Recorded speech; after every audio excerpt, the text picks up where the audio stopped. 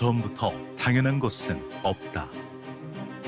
누구나 고개만 젖히면 마주할 수도 가질 수도 없는 게 하늘이라지만 누군가에게는 그저 야속하게 높기만 한 먼 세상인 것처럼 말이다.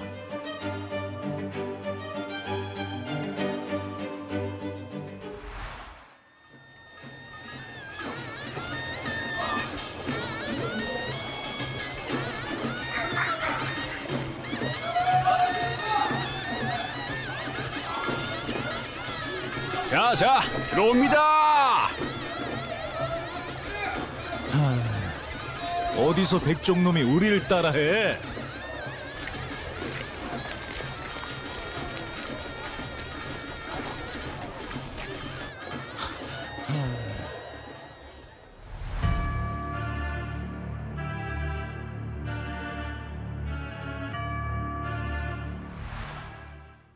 안녕하세요. 안녕하세요. 똘망똘망하게 생겼네.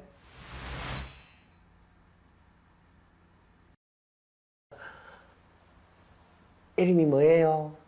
저는 13살 원희예요. 13살이면 초등학교? 6학년. 와, 나는 몇 살쯤 보여요? 50살? 딩동땡. 은희 양은 오늘 여기 왜 왔는 줄 알아요? 역사 공부한다고 들었는데. 맞습니다. 100여 년 전에 있었던 흥미진진하고 그러면서도 가슴 한편이 아리는 그런 옛날 이야기를 들어볼 겁니다. 은희 양은 백정이라는 단어를 들어본 적 있나? 들어본 적은 있는데 정확하게는 잘 모르겠어요. 그래요. 오늘 이야기는 그 백정 이야기예요.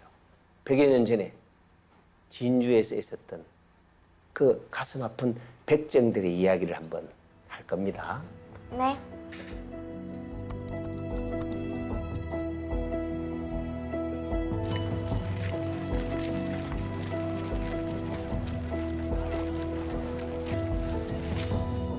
우리도 갓 좀 쓰게 해주시오. 너희 백종놈들은 소가죽으로 가끈을 만들어 쓰거라.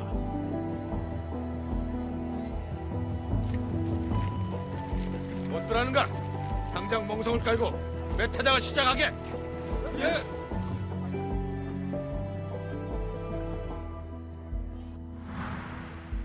원희 양은 신분제라고 들어봤어요? 들어보긴 했는데 정확하게는 잘 모르겠어요. 정확하게는 그러면 신분이니까 옛날에 왕이 있고 그 밑에 양반이 있고 또 평민이 있고 그 아래 천민이 있었어요. 근데 그 천민보다 더 아래, 더 천민들 중에 가장 차별받는 사람들이 있었어요. 그 사람을 백정이라고 했었거든요. 어떻게 차별을 받느냐 하면은 혹시 원희 양 고기 좋아하세요? 네. 어떤 고기? 돼지고기요. 돼지고기.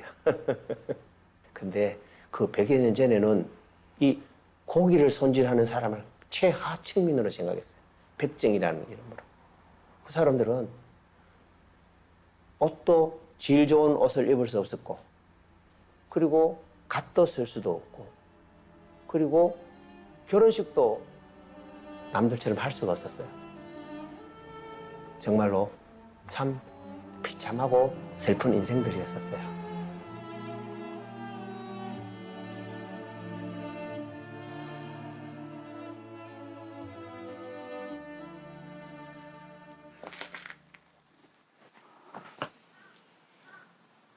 참 좋은 날씨네요.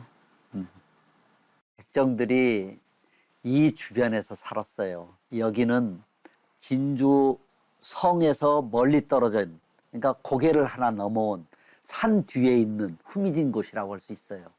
그들은 도축하고 짐승을 잡고 또 고기를 다루고 또 가죽을 이용을 해서 신발도 만들고 북도 만들고 하는 직업에 종사했던 사람들이죠. 그런데 조선시대의 신분제 사회에서 백정들은 최하층민들이었습니다. 그들은 정말 태어나면서부터 죽을 때까지 다양한 형태의 차별을 받았어요. 백정은 천민 집단으로 차별과 억압이 당연한 집단이라 여겨졌다. 그들만의 거주지를 형성케 하여 관리하고 그 공간을 마음대로 벗어나지 못하도록 했다. 거주지를 떠날 경우 여행증을 발급받아야 했고 이마저도 쉽지 않은 게 현실이었다. 남들과 같이 건강한 두 다리를 가졌지만 백정이라는 족쇄가 채워진 채 비천한 인생을 살아야 했던 그들. 1909년도에 진주에 기독교가 들어옵니다.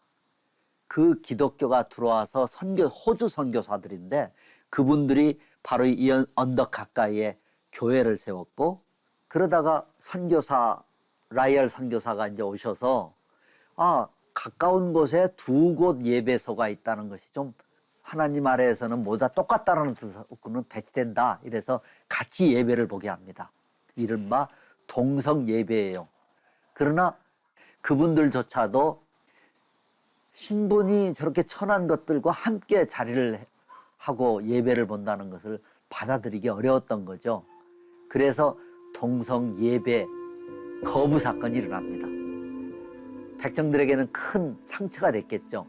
하나님 아래 다 똑같다는 말에, 평등하다는 말에 기독교를 받아들였는데 그것을 믿는 사람들조차도 허용하지 않았으니까.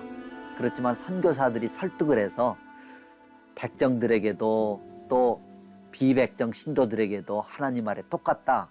조선의 관습은 차별이 있었지만 이런 설명을 해서 이해를 하고 나중에 예배를 같이 보게 됩니다. 아마 이런 역사가 백정들에게는 나중에 형평운동으로 가는 그런 씨앗이 되지 않았나 이런 생각을 합니다. 아니, 가까운 두 지역에 예배당과 백정 예배소가 따로 있습니까? 함께 기도하시죠. 백정들과 동성 예배라니요. 난 그렇게 못합니다. 선교사님의 뜻이 그러하다 하니 같이 예배를 보긴 하겠소. 왜 다른 신분들도 다 있고 아직 억울함 속에 있을 건데 노비보다도 더 천하다고 하다는 가장 낮은 자들인 백정이 그것도 일제 식민지하에서 그들의 이름을 내걸고 그렇게 단체 활동을 했을까? 바로 거기에는 백정들이 수백 년 동안 일반인들이 기피했던 도축이라는 동물의 목을 따서 그리고 그걸 해체하고 하는 일들을 하는 직업이었는데, 근대 이후에 가장 비싼 게 뭡니까? 음식 중에 소고기, 가장 비싼 게 가죽 가방, 신발도 가죽으로 만들죠. 가방도 가죽으로 만들죠. 즉 백정들이 관련했던 종사업들이 근대화 이후 굉장히 돈이 된다는 걸 모두가 깨닫게 되는 거예요. 백정들이 하는 직업에 대해서 관여를 하면서 침입을 하면서 감히 천한 것들이 어디서 덤벼드느냐 이렇게 나오는 거죠. 백정들이 조금만 더 나은 삶을 살고자 하면은 주민들이 백정 마을을 습격했어요. 원희 양은 이런 차별을 당하면 기분이 어떻겠어요? 속상하고 억울하고 화도 날 것 같아요. 맞아요. 불평도 생기고 불만도 생기고 그러니까 반항심도 생기는 거죠. 우리가 왜 이렇게 살아야 돼? 우리도 뭔가 그렇게 백성들처럼 일반 사람들처럼 살 수 있지 않을까? 그런 욕망들이 생기게 되는 거죠. 그래서 사람들이 조금씩 움직여요. 하나둘씩 모여서 자, 우리도 이런 모임을 만들자. 이렇게 시작하자. 우리도 일반 백성들처럼 한번 살아보자. 라는 그런 생각, 그런 기운이 바로 이곳 진주에서 시작이 되었죠.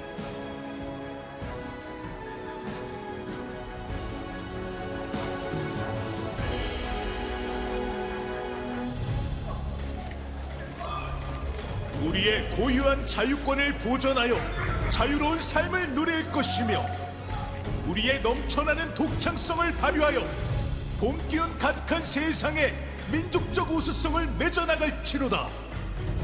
우리가 이에 일어나도다. 양심이 우리와 함께하며 진리가 우리와 함께 나아가는도다. 남녀노소 없이 암울한 낡은 옛집에서 활발히 일어나 만물의 현상과 더불어 흔쾌한 부활을 이루게 되도다. 오랜 조상이 우리를 도우며 전 세계 기운이 우리를 밖에서 지켜주니 시작이 곧 성공이라. 다만 눈앞의 빛으로 힘차게 나아갈 따름이다. 대한독립 만세! 인상 차이가 비슷해서 말이다. 이래들 나라 휴게소로 가자. 힘이 약한 세계 여러 민족은 스스로 힘을 모아 독립을 얻었다. 2천만 동포여, 우리도 일치 단결하여 잃어버린 주권을 되찾고 쓰러져가는 나라를 구하자. 대한독립 만세!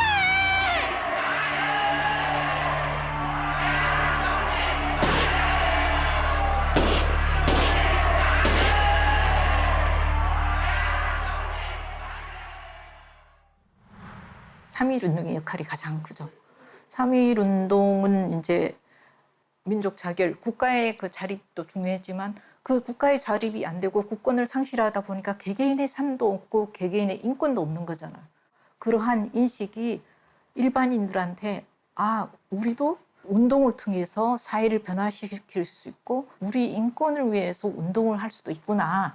그리고 3.1운동은 다 아시다시피 모든 계층이 평화롭게 참여를 했잖아요. 거기에서 3.1운동이 백정뿐만 아니라 농민, 노동, 학생 모든 계층에 대해서 우리가 닥치는 문제는 우리가 스스로 참여해서 무엇보다도 우리가 들고 일어나서 회복하거나 또는 거기로부터 벗어나도록 운동을 해야 되겠다. 그렇게 됐고 그게 바로 백정들도 움직여서 형평사를 조직하게 된 거죠. 더불어 살아가는, 다 함께 사람은 똑같아. 똑같이 중하고 내가 다른 것이 아니라 똑같은 삶이다. 저울처럼 평등한 세상을 만들고자 하는 단체 형평사가 만들어지게 된 것이죠. 그런데 차별을 받던 백정들이 모여서 만든 단체라면 또 차별당하는 거 아닌가요? 솔직히 조금 걱정돼요. 아이고, 참말로 똑똑한 친구네.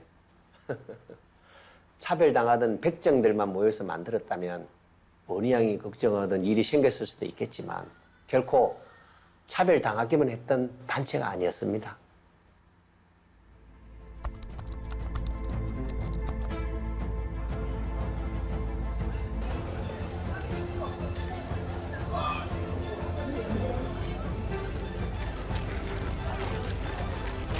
형평사를 창립하도록 하겠습니다.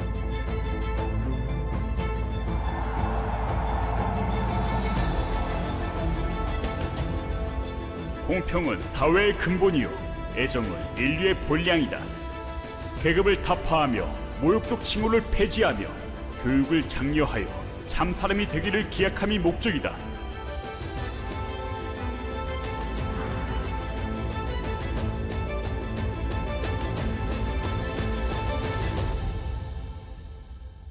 제가 서 있는 곳은 1920년대 진주 청년회관이 있던 자리입니다.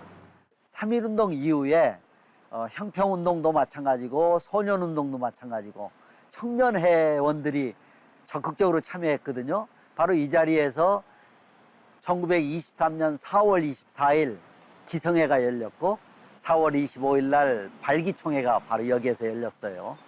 그 두 행사에 참여한 사람들은 진주 지역에 사는 백정들과 진주 지역에서 활동하던 사회운동단체의 활동가들이었어요. 그러니까 형평사가 백정들만 참여한 것이 아니라 바로 비백정인 사회운동가들이 적극적으로 참여한 것을 보여주고 있죠. 이것이 형평사의 중요한 한 특징입니다. 다시 말해서 백정들이 처음으로 공개적인 장소에서 대규모의 집회를 열었다는 점에서 의미가 있고 또 그 백정들의 권익을 위한 단체를 만드는데 비백정 사회운동가들이 또 적극적으로 참여해서 협력했다는 점이 또 하나의 특징입니다. 이제 그들도 사람답게 살 수 있다는 희망이 생기는 시점이었다. 본양은 같은 반 친구들은 물론이지만 다른 반 친구들하고도 친해요. 그럼요. 그러면 다른 반 친구들하고 문제를 해결한 적도 있겠네요. 당연하죠. 학교에서 운동회 때 청팀과 백팀으로 나눠서 다른 반 친구들과 합동해서 이겼던 적도 있어요. 맞아요. 혼자는 할 수 없지만 여럿이 함께 뭔가 일을 하면 해결할 수 있는 것이 있죠. 같이 여러 사람들이 하나의 목표를 가지고 하나를 향해서 달려가는 거, 그게 바로 연대라는 거예요. 함께하는 그게 바로 연대라는 거죠. 예, 맞아요. 당시 사회에서 가장 아래에 있었던 사람들, 천대받던 백정들이었지만 그래도 이 사람들의 움직임에 함께 해준 사람들이 있었어요. 그들이 있었기에 더 큰 목소리로 평등을 외칠 수 있었던 거죠. 백정들에게는 다른 이들과의 연대가 희망이었던 것 같아요. 맞나요? 맞습니다. 그때 많은 사람들이 연대라는 것을 알게 되었고, 그래서 새로운 세상으로 나아가게 되는 시작점이 된 거죠.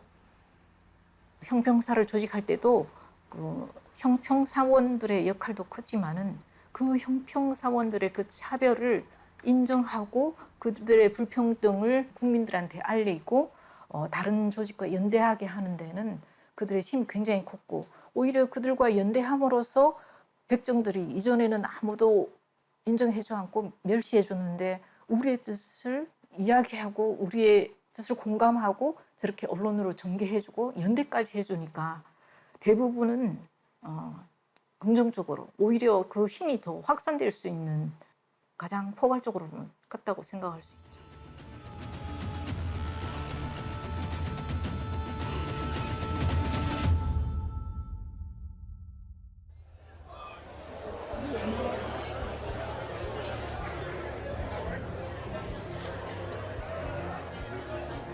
(40여만이) 단결하여 본사를 세우고 그 주지를 천명해 표망코자 하노라. 열광하라 백정계급아! 유격하라 백정계급아! 우리는 남녀노유를 물러나고 이날을 기약하여 영육일체의 단결로서 영원 무궁한 천국 생활을 개척합시다. 걸기하라 백정계급아! 기탄마라 백정계급아! 백정계급아 풍기하라. 백정계급아 각성하라. 백정계급아 결속하라. 백정계급아 자주하라. 형평운동은 차별 철폐와 생활 개선 측면에서 다양한 활동을 전개했어요. 형평사가 창립된 이후에 조직은 점점 전국적으로 확대되었고 그 활동 반경도 점점 넓어졌죠.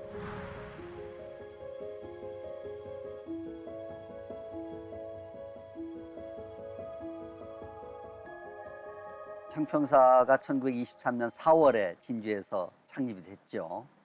그리고 첫 해 전국 조직이 80개나 됩니다. 그리고 그것은 해마다 빠르게 조직이 확장되어 갑니다. 1930년도에는 그 숫자가 2배가 돼요. 160개 이렇게 됩니다. 그런데 조직 수만 늘어난 것이 아니라 형평사의 하부 조직도 또 만들어져요. 청년들이 형평 청년회를 만들어요. 그것도 진주에서 처음 시작되고 전국 곳곳으로 확산이 됩니다. 이렇게 곳곳에 분사 지사가 만들어지고 또 그리고 하위 조직이 만들어지면서 형평운동은 그야말로 전국적인 조직으로 일제가 아주 예의주시하는 그런 조직으로 발전하게 됩니다. 형평사는 창립되면서부터 빠르게 발전했다. 전국 조직으로 확장되고 여러 하위 조직이 생겨났으며 차별 철폐와 구성원의 권익 증진을 위한 활동이 활발하게 이루어졌다. 그렇게 그들의 아우성은 점점 커져갔다. 3.1운동의 태동, 천도교 중앙대 교당.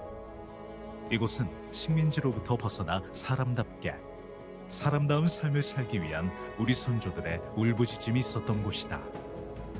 과거 우리의 역사에서 당연한 평등, 마땅한 균형을 위한 움직임이 있었던 것. 지금의 우리에게 옛 이야기를 온몸으로 들려주고 있다.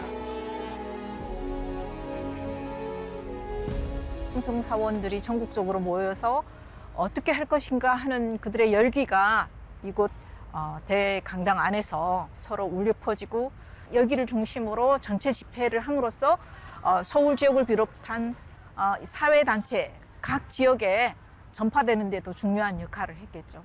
그리고 수평사를 비롯해서 국내외 또 여러 사회단체들까지 포함했기 때문에 여기는 그만큼 형평사의 그 메아리나 또는 사회단체들의 관심과 소리들이 어울려져서 남게 된 중요한 곳이죠. 형평사는 계속해서 발전해갔다. 못 배운 천한 집단이라는 인식이 무색하게 지금의 평등에 버금가는 집단의식을 보여줬고 전국 각지에서 당연한 형평을 이뤄내기 위해 지식을 나누고 정보를 만들어 퍼뜨렸다. 그렇게 그들의 움직임은 세상을 바꾸어 나가고 있었다. 백정들이 종사하던 종사업 관련 계획이 도모되고 그리고 사회단체들과도 계속 연계를 하면서 활동을 많이 했죠. 형평사가 그렇게 조직이 확대된 데에는 다른 사회단체 또는 언론단체들의 관심이 많았던 것도 중요한 역할을 했지만 형평사 자체도 각 사회단체의 주요 인물들을 형평사 내 인물로 배치합니다. 그럼으로써 형평사의 그 지위를 그만큼 올리고 형평운동의 정신을 알리려고 노력했던 그런 시기가 이제 서울에서 전개되었던 거죠. 형평사 회원뿐만 아니라 다른 활동가들과도 교류를 잘했나 보죠? 맞아요. 형평운동에서 가장 큰 힘이 되었던 게 뭐라고 했죠? 연대라고 했잖아요. 신분이 낮고 돈이 없는 백정들뿐만 아니라 돈 많은 백정, 나처럼 백정이 아닌 사람들까지 형평운동에 동참하게 되었죠. 형평운동이 진행되는 1923년부터 1935년까지 아주 주목할 만한 국제적 인권연대가 이루어졌습니다. 형평사는 백정차별 철폐를 위한 단체죠. 바로 1년 전에 일본에서 백정과 비슷한 처지에 있었던 불황민 해방을 위한 수평사라는 단체가 만들어집니다. 비슷한 역사적인 배경, 직업, 차별 상황 이런 것을 겪고 있는 수평사와 형평사의 교류가 시작되고 이 두 단체는 서로 응원을 하게 됩니다. 오늘날로 말하면 국제적 인권연대의 아주 좋은 본보기를 보여준 겁니다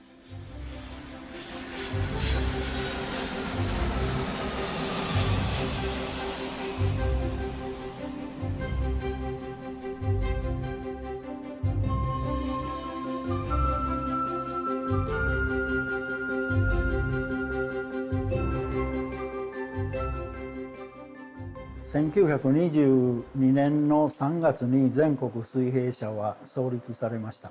その翌年の1923年の4月に公平社は京山南道の鎮守で創立をされました。お互いの組織は新聞で創立されたことを知っていたようです。そして1924年の4月に水平社が公平社にメッセージを送って、その翌月に公平社が水平社にメッセージを送って交流が本格的に始まりました。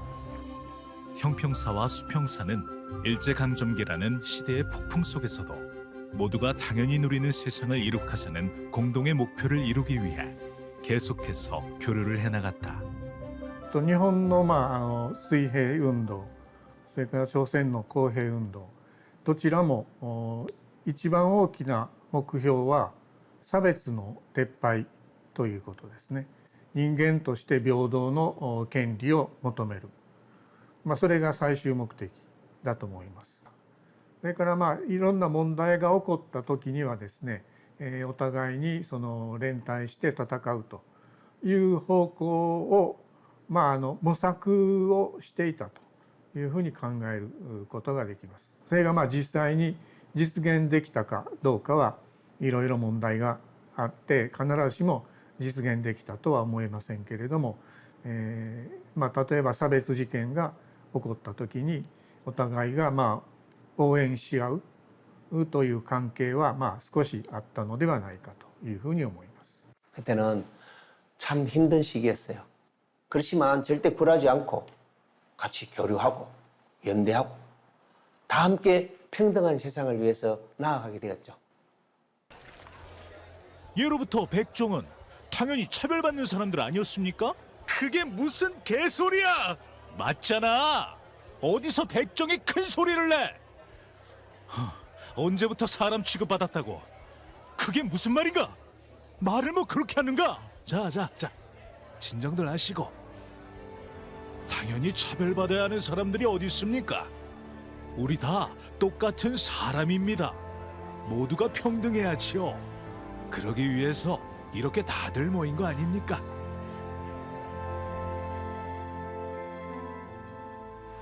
사회운동은 기본적으로 여러 사람이 집합 행동을 통해서 사회 환경을 바꾸는 겁니다. 그래서 사회운동을 추진하는 내부 못지않게 그것을 둘러싼 바깥 환경도 사회운동 전개에 많은 영향을 미치죠. 백정들의 이런 모임을 싫어하는, 반감을 가지고 있는 전통 사회를 유지하려고 하는 보수 세력한테는 이거는 피할 수 없는 운명과도 같았어요. 전통을 중시하고 윤리를 중시했던 이런 사람들은 백정이 차별 관습을 없애겠다는 형평사에 반감을 갖고 반대운동을 했었어요. 백정이기에 가하는 모욕이나 멸시, 차별, 억압을 용납하지 않았다. 이러한 형평사원들의 집단적 저항은 가미가 되어 또 다른 갈등을 야기하게 되었다. 형평사가 진주에서 창립되고 형평사 지도자들은 이것을 전국적인 운동으로 확산시키려고 했죠. 그래서 1923년 5월 13일 진주에서 형평사 창립 축하식이 열리게 됩니다. 이 창립 축하식에는 전국의 백정 지도자들도 또 진주 지역의 사회운동가들도 그리고 백정들도 다 참여하게 됩니다. 이 행사를 보고 진주 시민들은 이해할 수가 없었죠. 천한 것들이 저런 대대적인 집회를 여는가, 거기에 대한 불만이 확산되어 가고 있었습니다. 대표적으로 농청 대표자들이 이곳 의곡사에서 모여가지고 형평운동 반대 활동을 계획하고 시작을 하면서 가까이에 있는 당시 일신고보 설립을 위해서 닦아놓은 학교 터에 대대적인 활동, 반대 시위를 열게 됩니다.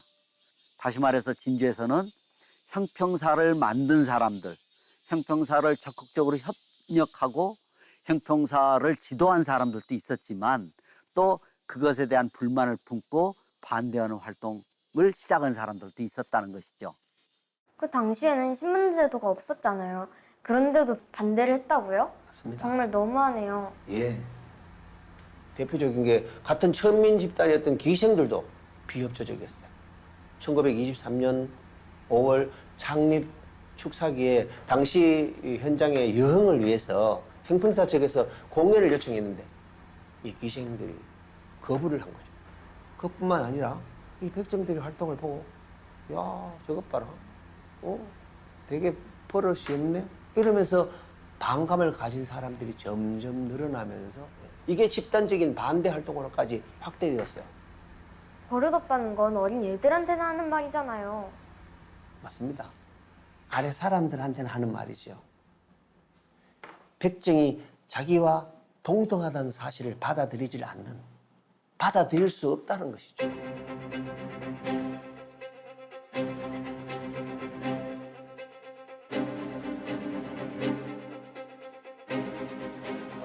아, 잘 먹었다.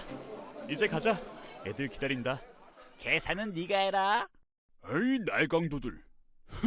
오늘은 내가 내드리지. 옛다. 뭐야 저것들, 이놈 백정놈들이 어른들 앞에서 무슨 주정이냐? 예?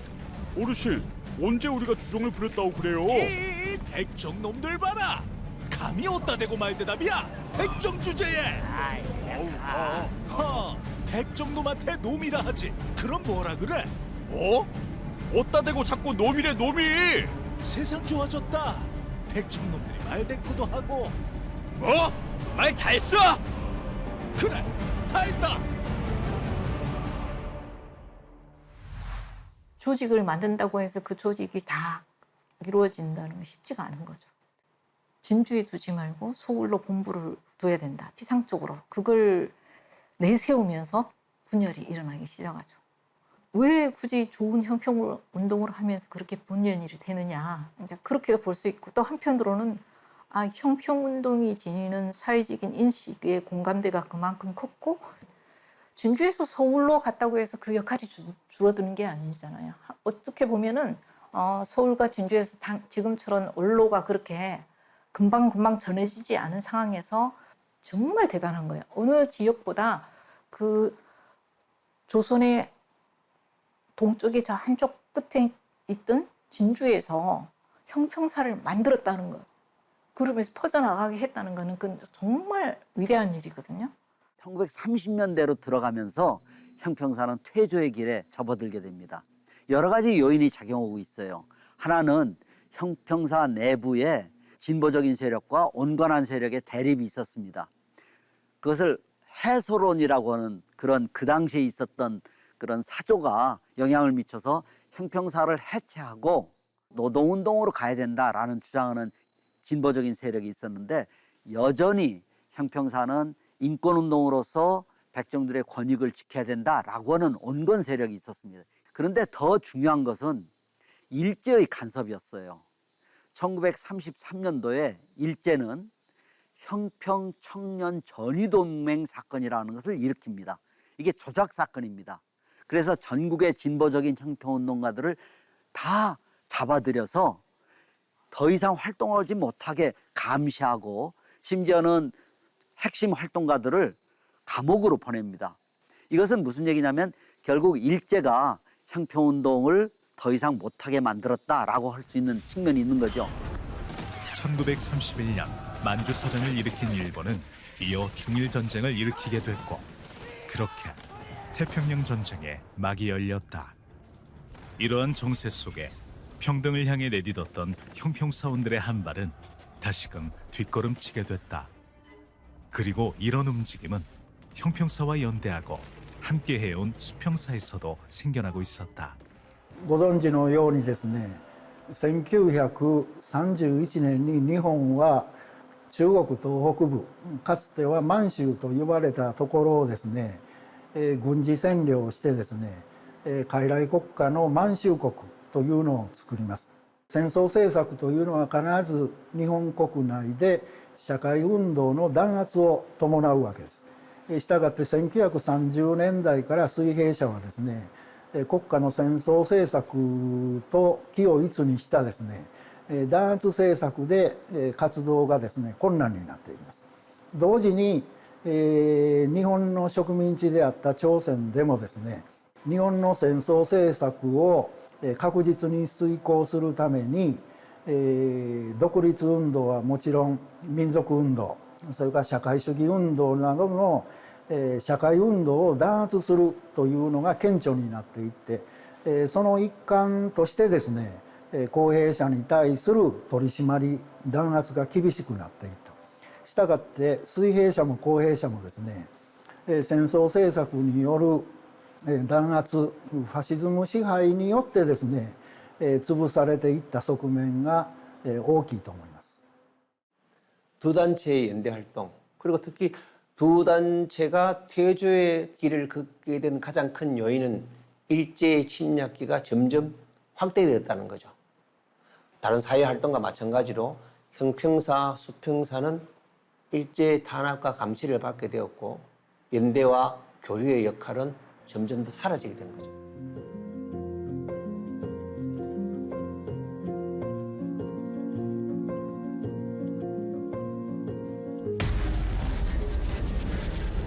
급변하는 세상에서 인권, 평등이라 외치는 그들의 목소리는 더 이상 울려 퍼지지 않았다.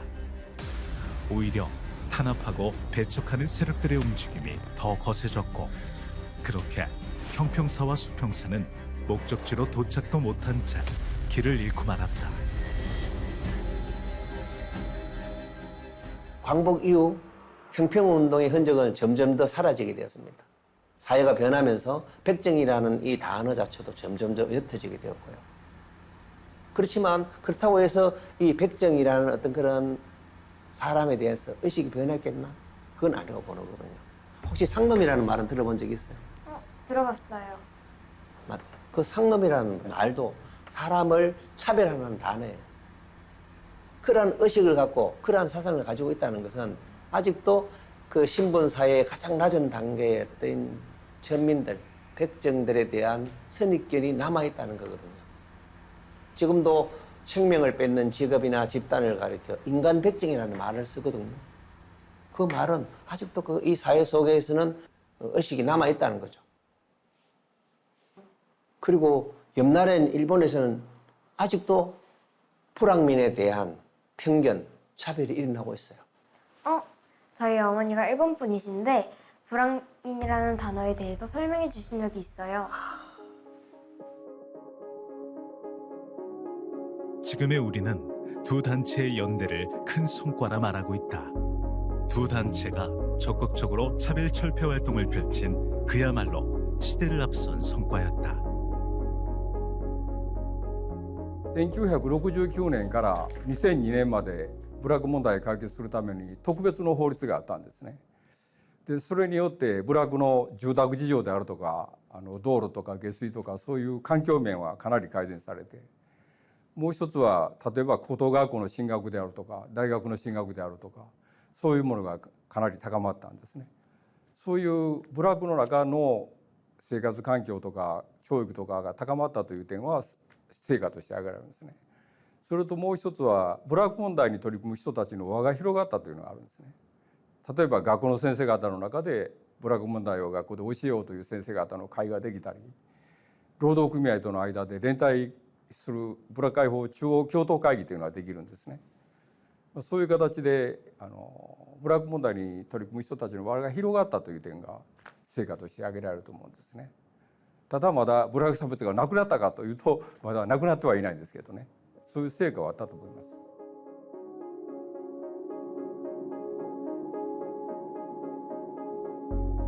지금의 일본엔 과거 수평사 활동의 흔적이 있다. 불황민이 인권을 울부짖었던 옛 이야기를 기억하기 위해 끊임없이 움직이며 더 나은 내일을 준비하고 있다. 全ての人間には磨けば光る無限の可能性があるということだと思うんですね。全ての人が素晴らしい可能性を持ってこの世の中に生まれてきている。それを差別するということは全く間違っていることですね。でもう一つは社会の中に差別があるということは必ず対立が生まれてくるんですね。でひどくなったら虐殺が起こるわけですね。で最後は戦争になるわけですね。だから差別というものを放置したならば必ずその社会は混乱が起こってくるし、最後は戦争になってしまうんですね。その2つの点から差別はなくさなければいけないと思いますね。 근데 원희 양은 이 할아버지 이름이 안 궁금해요? 아, 맞다. 혹시 할아버지 성함이 어떻게 되세요? 서운한데.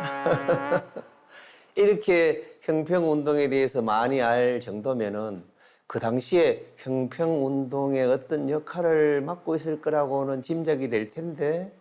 어?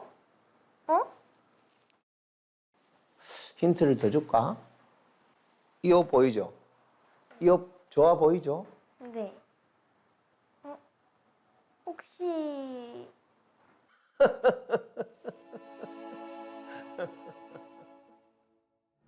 강상우 선생은 엄청난 배척을 받았다. 주변에서는 그를 신백정이라 부르며 깎아내리기도 했다. 신분제는 법적으로만 폐지되고 사회적으로는 차별이 여전했다. 그럼에도 천석군의 아들이었던 강상우 선생은 전 재산을 쏟아부으며 형평운동에 매진했다. 와, 선생님은 온몸을 다 바쳐 평등을 외치셨네요.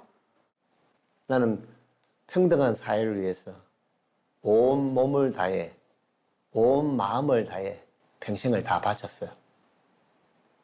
형평사원에만 제한되는 게 아니라 누누이 말씀드리지만 당시 조선 사회가 처했던 그 식민지라는 문제까지 연결시켜서 확산시키고 그 이야기를 계속 우리는 같은 2천만 민중의 공평한 사람이고 우리의 과제는 일본으로부터 이 국권을 피탈한 것부터 회복하고 인권을 회복하는 대의적인 차원으로 가야 한다.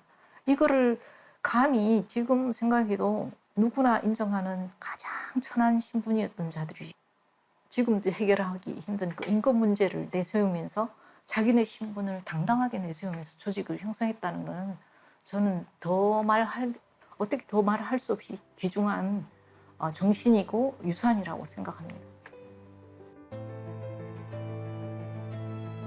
그저 우두커니 서 있는 탑 정도가 아닌 인권이라는 개념이 탄생하고 그 정신을 구현하고 있는 상징. 차별의 철폐, 평등이라는 개념이 탄생하고 시작된 의미가 있는 형평탑. 아버지가 백정이어서 아이가 백정이어야 했던, 부모가 누구냐에 따라서 신분이 결정되는 그런 세상이 다시 와서는 안 된다는 이야기를 하는 것. 형평탑은 온몸을 다해 형평한 세상을 부르짖은 사람들의 바람이다. 형평운동의 역사에 대한 이해가 아직도 사회 전반적으로 제대로 이루어져 있지 않죠. 저는 여러 가지 요인이 작용을 했다고 생각을 해요. 하나는 1945년도 일제로부터 우리가 해방된 뒤에 나라를 세우는 과정에 산업화 또는 사회 발전, 경제 발전 이런 과정에서 역사에 대한 관심이 좀 적었다고 생각을 합니다. 그리고 또 하나는 신분제 문제가 우리 사회에 없지 않습니까? 오늘날 더 이상 백정은 존재하지 않죠. 신분제 문제를 해결한 것이 그저 자연스럽게 시간이 흘러가면 된 것이다, 이렇게 착각할 가능성이 있는데, 앞서 신분제 문제를 해결하기 위한 많은 노력, 그 역사적인 과정에 대한 관심이 좀 적었다고 저는 생각을 합니다. 이런 것들이 복합적으로 작용을 하면서 형평운동은 잊혀진 역사가 되어버렸습니다. 그래서 1945년서부터 오랫동안 또 점점 신분제 문제에 대한 이해가 없고 또 백정 사라졌고, 이런 역사적인 과정에서 형평운동의 그 고귀한 그 정신이라든지 역사적인 과정에 대한 관심이 좀 적었던 것이죠. 원희 양, 100년이 지난 지금 우리 사회에 차별이 없어졌다고 생각해요? 아직 다 사라지진 않은 것 같아요.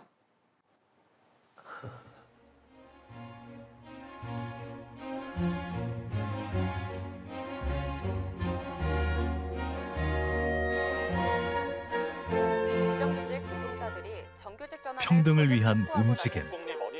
그 치열했던 시절은 우리에게 어떤 메시지를 주고 있을까? 그리고 지금의 우리는 그들의 메시지에 어떻게 응답하고 있을까? 나의 평등권, 나의 인권이 중요하듯이 나 아닌 타인과 또는 소위 말하는 보편적인 사람보다 더 약한 자들이라고 하는 그들의 인권을 보았을 때 그냥 있지 않고 그들을 위해서 같이 공감하고 노력하는 그러한 정신이, 실천하는 정신이 가장 중요하지 않나.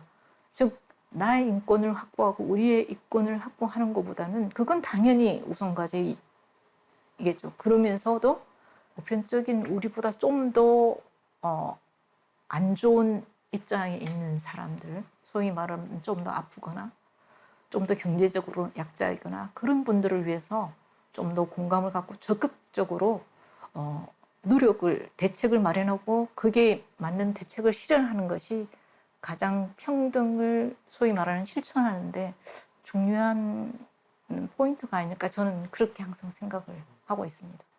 相手の運動から学ぶという姿勢がいると思うんですね。必ずそれぞれやってる運動はいくつか素晴らしいやっぱり大事な点を作り出している面があると思うんですね。で我々は今韓国から何を学んでいるかというと、国家人権委員会というのが韓国はキム・テジュン大統領の時にできたんですね。で日本はまだできてないんですね。でどういうふうにして作ったのか、国家人権委員会を作ったらどういうプラスがあるのかということを学んでるわけですね。で日本で国家人権委員会を作れという運動をやってるわけですね。で逆にキム・ジュンス先生が日本に来られて、日本では地方自治体に人権条例を作らせてるわけですね。そして人権のまちづくりをやってるわけですね。でキム・ジュンス先生が日本のその地方自治体で人権条例ができてまちづくりをやってる点を学んで、その韓国でも広められて、今韓国でも人権条例がかなりできてるわけですね。で人権のまちづくりという考え方が広がってるわけですね。そういうお互いの運動から学ぶということが大事だと思うんですね。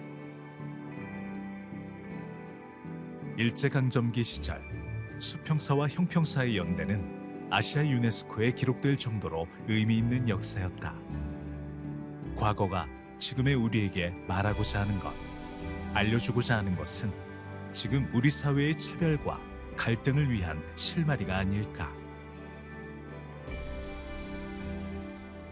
ここ、水平社博物館では、公平社の資料を所蔵しておって、水平社との関係の資料が大変貴重だということで、2016年には世界記憶遺産のアジアというところでですね、記憶遺産に認定されるということでですね、公平社と水平社の交流連帯というのはですね、歴史に記憶をとどめるだけではなしに今日にですねつながる重要なですね、日本における共有財産になっていると思います。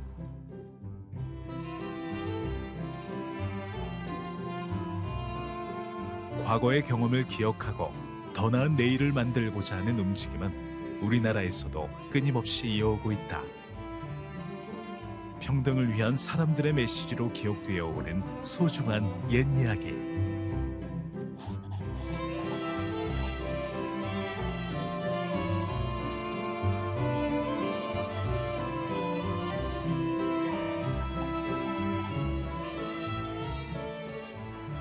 우리 사회는 신분제 문제는 해결한 것처럼 보입니다. 그러나 새로운 형태의 신분제, 예를 들어서 학력에 의한 차별 또는 신체적인 조건에 대한 차별 또는 성별의 차별, 인종에 대한 차별 등등 굉장히 다양한 형태의 어떤 의미에서 새로운 형태의 신분이 또 만들어져 가고 있는지도 모릅니다. 이것은 곧 형평운동의 정신이 오늘날에도 여전히 필요하다라는 것을 보여주는 것이죠. 바로 그런 점에서 앞으로 100년, 앞으로 나아가는 역사는 이 형평운동이 제시했던 이 가치, 방향, 그것에 근거해서 우리 사회를 만들어가야 된다고 생각을 합니다. 원희 양 오늘 어땠어요? 조금 어렵기도 했는데 재밌었어요. 혹시 오늘 가장 먼저 떠오르는 단어 있어요? 평등이요. 평등. 내가 100여 년 전에 평등한 세상을 위해서 많이 노력했지만 아직 더 부족한 것 같아요. 이제부터 원희 양의 어깨가 무거워지겠네요. 부족하지만 선생님을 이어서 평등한 세상을 만들기 위해 노력해 볼게요. 파이팅!